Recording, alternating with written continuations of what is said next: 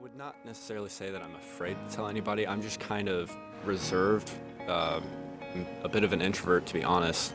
But if somebody asks, I'm straightforward about it. I'm not going to hide from the fact that I'm not Christian. But I'm also not going to hide from the fact that I'm still trying to grow and just find things out for myself, discover myself. I was initially terrified to tell people that I didn't think I was religious anymore. So I just told one friend, and then we kind of talked with him about it, and then a couple other friends I opened up to. But then gradually I just became more comfortable with it myself, more confident in what I believed, and then in turn I became less afraid to express that. But there is always that initial oh God, I'm different.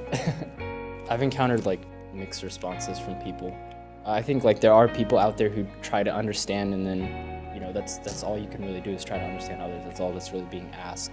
But then I think you have a lot of people who just don't have the dialogue, just I don't know if it's out of fear or whatever, but I think that's probably the next big thing for the university is just to actually have constructive, legitimate dialogue.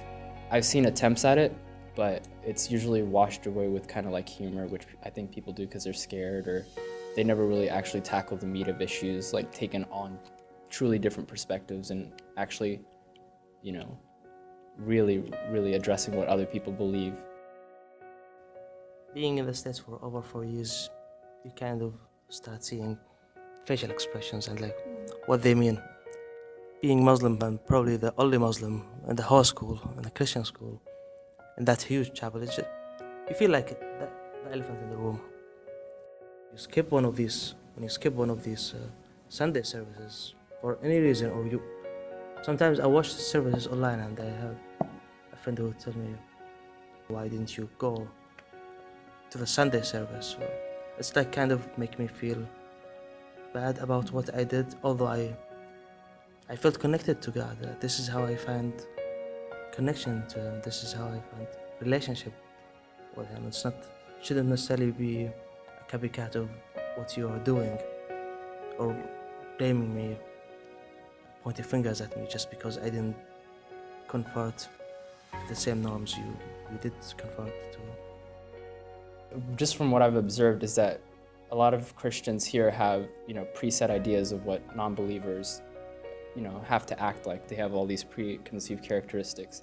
And so when they go into, trying to confront these people, they're just addressing the shadow of a person. They're just addressing their perceptions without actually trying to get to know the experiences and why the person believes what they believe. And then so any legitimate dialogue just gets lost in, I hate to say the word, but it's prejudice. It just gets lost in these prejudices.